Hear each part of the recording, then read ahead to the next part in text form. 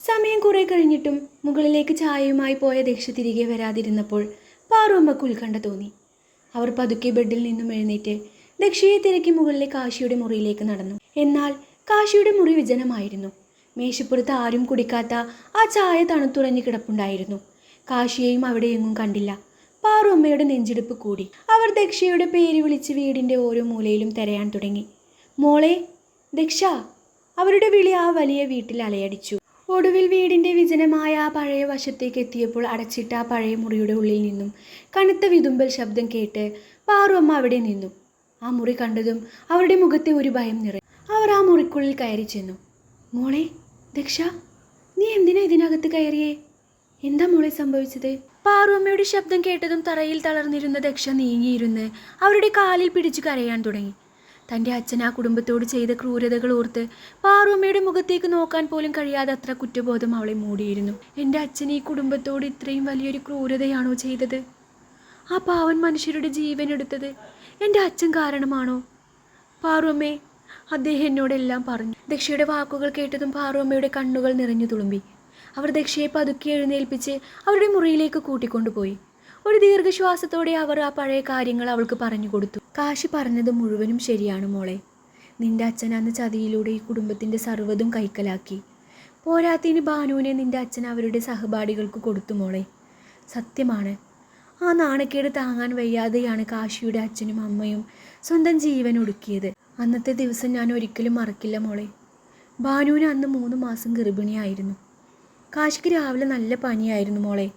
അവനെ കാണിക്കാൻ ഞാൻ കൊണ്ടുപോയി.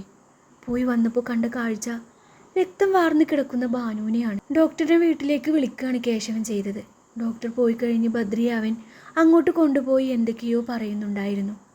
അവൻ അന്ന് 10 വയസ്സല്ലേ ഉള്ളൂ. കുറച്ച് കഴിഞ്ഞപ്പോൾ മോൻ്റെ നിലവിളി കേട്ട് ഞാനും ഗോപാലേട്ടനും കൂടി അങ്ങോട്ട് ഓടിച്ചെന്നു. അപ്പോൾ കണ്ടത് 2 പേരും ഉത്തരത്തിൽ തൂങ്ങി നിൽക്കുന്നു മോളെ. ഞാൻ അവൻ്റെ കുഞ്ഞു കണ്ണുകൾ പൊതിഞ്ഞു പിടിച്ചു. അന്ന് ആ 10 വയസ്സുകാരൻ്റെ കണ്ണുകളിൽ ഞാൻ കണ്ടത് കണ്ണുനീരല്ലായിരുന്നു, കനലെരിയുന്ന ദേഷ്യമായിരുന്നു. ഇതൊന്നും നീ അറിയാത്ത കാര്യങ്ങളാണ് മോളെ. നീ ഇനി വിഷമിക്കണ്ട. പാറുമ്മയുടെ ആ വാക്കുകൾ ഓരോന്നും കേട്ടപ്പോൾ ദക്ഷയുടെ ഉള്ളം കൂടുതൽ തകർന്നു. അവൾ പാറുമ്മയുടെ കൈകൾ പിടിച്ചുകൊണ്ട് നെഞ്ചു പൊട്ടിക്കരഞ്ഞു. അന്ന് ഉച്ച കഴിഞ്ഞ സമയം വീടിൻ്റെ മുറ്റത്തേക്ക് ഒരു കാർ വന്നു നിന്നു.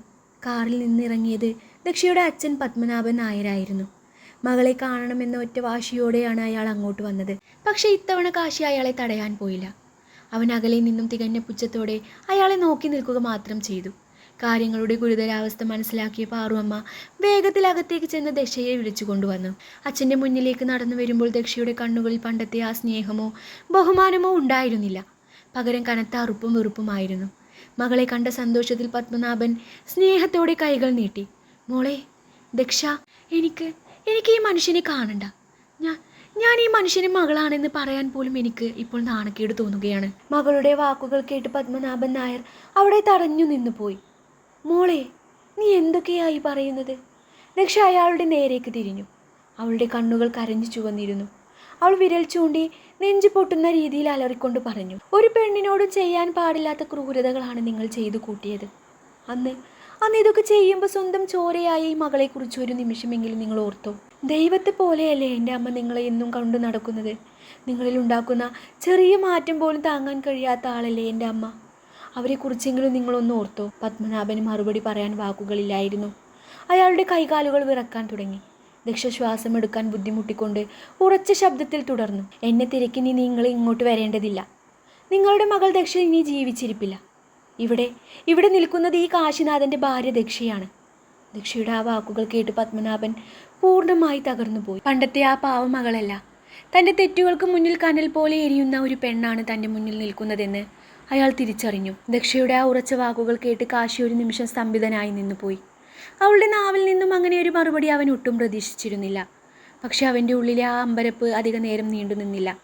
തന്നോട് ദക്ഷ കാണിക്കുന്നത് എന്തോ സഹതാപമാണെന്ന തോന്നൽ അവനിൽ ഉണ്ടാക്കി. അവൻ പതുക്കെ അവളുടെ അരികിലേക്ക് ചെന്ന് തികഞ്ഞ ഗൗരവത്തോടെ പറഞ്ഞു, എനിക്ക് ആരുടെയും ഔദാര്യം വേണ്ട. ഞാൻ ആരിൽ നിന്നും ഒന്നും പ്രതീക്ഷിച്ചിട്ടില്ല.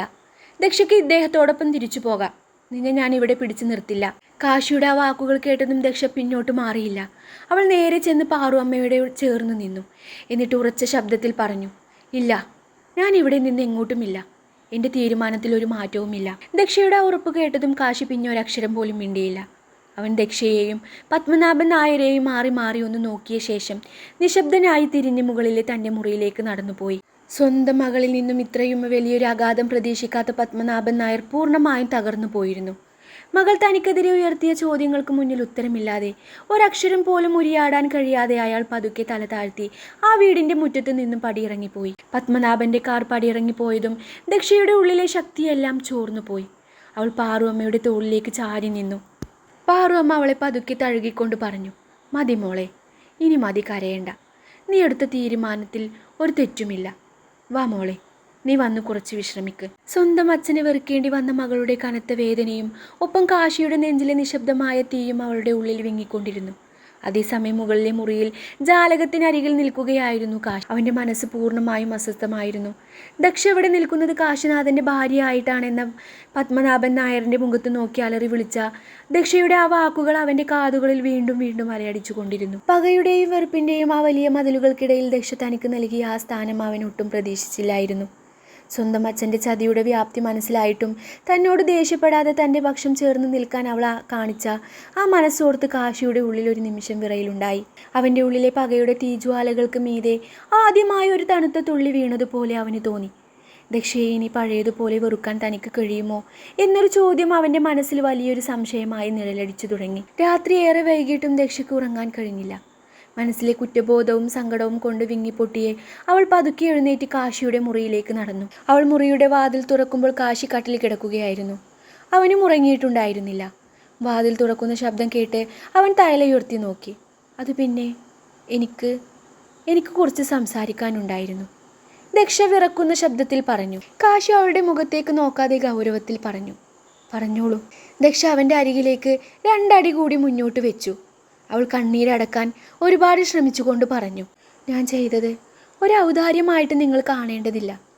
ഒരിക്കലും ചോദിക്കാനുള്ള അർഹതയില്ലെന്ന് എനിക്കറിയാം. എങ്കിൽ പോലും എൻ്റെ അച്ഛൻ ചെയ്ത ആ ക്രൂരതകൾക്ക് ഞാൻ നിങ്ങളോട് മാപ്പ് ചോദിക്കുകയാണ്. അത്രയും വലിയൊരു ചതിയാണ് എൻ്റെ അച്ഛൻ ഈ കുടുംബത്തോട് ചെയ്തത്. അവളുടെ ശബ്ദമിടറി. അവൾ ശ്വാസമെടുത്താൽ തുടർന്നു, അത് കരുതി അച്ഛനോട് നിങ്ങൾ ക്ഷമിക്കണമെന്ന് ഞാൻ ഒരിക്കലും ആവശ്യപ്പെടില്ല. പക്ഷേ ആ ക്രൂരതയുടെ പകയോടെ എന്നെയും ഏട്ടനെയും അമ്മയെയും കാണരുത്. കാരണം ഞങ്ങൾ ഇതൊന്നും അറിഞ്ഞിരുന്നില്ല. കണ്ണീർ വാർത്തുകൊണ്ട് അത്രയും പറഞ്ഞു നിർത്തിയ ശേഷം അവൾക്ക് അവിടെ നിൽക്കാൻ കഴിഞ്ഞില്ല. അവൾ തിരിഞ്ഞു വേഗത്തിൽ ആ മുറിയിൽ നിന്നും പുറത്തേക്ക് ഓടിപ്പോയി. കാശിയുടെ കണ്ണുകൾ അവളുടെ മറയുന്ന നിഴലിലേക്ക് തന്നെ തങ്ങി നിന്നു. അവൾ പറഞ്ഞ് അവസാനിച്ച വാക്കുകൾ അവൻ്റെ ഉള്ളിൽ വലിയൊരു അസ്വസ്ഥതയായി തങ്ങി നിന്നു. സ്വന്തം മകൾ മുഖത്ത് നോക്കി അലറി വിളിച്ച വാക്കുകൾ പത്മനാഭൻ നായരുടെ കാതുകളിൽ അടങ്ങാതെ ഇടമുഴക്കം പോലെ അലയടിച്ചു കൊണ്ടിരുന്നു. എനിക്ക് ഈ മനുഷ്യനെ കാണണ്ട. ഞാൻ ഇദ്ദേഹത്തിൻ്റെ മകളാണെന്ന് പറയാൻ പോലും എനിക്ക് നാണക്കേടാണ് തോന്നുന്നു എന്ന ദക്ഷയുടെ വാക്കുകൾ അയാളുടെ ഹൃദയം തുളച്ചു പോയിരുന്നു. വീട്ടിലെത്തിയ അയാൾ ആരെയും അഭിമുഖീകരിക്കാൻ വയ്യാതെ നേരെ തൻ്റെ മുറിയിലേക്ക് കയറി വാതിലടച്ചു. കട്ടിലിലേക്ക് വീണ് പത്മനാഭൻ നായർ നെഞ്ചു പൊട്ടി കരയാൻ തുടങ്ങി. പണത്തോടുള്ള ആർത്തി മൂലം അന്ന് അവരോട് ചെയ്ത ക്രൂരതകൾ ഒടുവിൽ ആ ദമ്പതികളെ മരണത്തിലേക്ക് തള്ളിയിട്ടത് ആ പഴയ ഭൂതകാലം ഓരോന്നായി അയാളുടെ മനസ്സിനെ വേട്ടയാടി. താൻ ചെയ്ത തെറ്റുകളുടെ ശിക്ഷ സ്വന്തം ചോര തന്നെ തനിക്ക് തിരികെ നൽകിയപ്പോൾ താങ്ങാൻ കഴിയാതെ അയാൾ തളർന്നുപോയി. പിറ്റേന്ന് രാവിലെ മനസ്സിൽ വലിയൊരു ഭാരവുമായി ദക്ഷ മുകളിൽ കാശിയുടെ മുറിയിലേക്ക് ചെന്നു. അവൻ പുറത്തേക്ക് പോകാനായി ഒരുങ്ങുകയായിരുന്നു. വാതിൽപ്പടിയിൽ നിൽക്കുന്ന ദക്ഷയെ കണ്ടതും കാശി അവിടെ തന്നെ നിന്നു. എനിക്ക് അമ്മയെ ഒന്ന് ഫോൺ വിളിക്കണമായിരുന്നു, തല താഴ്ത്തിയിടറിയ ശബ്ദത്തിൽ അവൾ പറഞ്ഞു. കാശി ഒരക്ഷരം മിണ്ടാതെ തൻ്റെ ഫോൺ എടുത്ത് അവളുടെ നേർക്ക് നീട്ടി. അവളുടെ ഉള്ളിൽ എന്തെന്നില്ലാത്ത സന്തോഷം തോന്നി. മാസങ്ങൾക്ക് ശേഷം അമ്മയുടെ ശബ്ദം താൻ കേൾക്കാൻ പോവുകയാണെന്ന് ഓർത്തപ്പോൾ അവളുടെ മിഴികൾ നിറഞ്ഞൊഴുകി. ധൈര്യം സംഭരിച്ച് ദക്ഷ അമ്മയെ ഫോണിൽ വിളിച്ചു. മകളുടെ ഫോൺ കോൾ കേട്ടതും അമ്മ സന്തോഷത്തോടെ സംസാരിച്ചു. പാറുവമ്മയും കാശിയും തന്നോട് വളരെ നന്നായിട്ടാണ് പെരുമാറുന്നത് എന്ന് പറഞ്ഞ് അമ്മയെ ആശ്വസിപ്പിച്ചു. ഫോൺ വെച്ച ശേഷം കാശിയെ നോക്കി അവൾ ഒരപേക്ഷ എന്നോണം കൈകൾ കൂപ്പി പറഞ്ഞു, ഈ കാര്യങ്ങൾ ഒരിക്കലും എൻ്റെ അമ്മയെ അറിയിക്കരുത്. അമ്മയ്ക്കിത് താങ്ങാൻ കഴിയില്ല. എൻ്റെ അപേക്ഷയായി കാണണം. കാശിയുടെ കഠിനമായ ആ മനസ്സ് ആ കാഴ്ചയിൽ ഒന്നലിഞ്ഞെങ്കിലും ദക്ഷയുടെ മുമ്പിൽ അവൻ അത് പ്രകടിപ്പിക്കാതെ അവളുടെ കയ്യിൽ നിന്നും ഫോൺ വാങ്ങി താഴേക്ക് നടന്നകന്നു.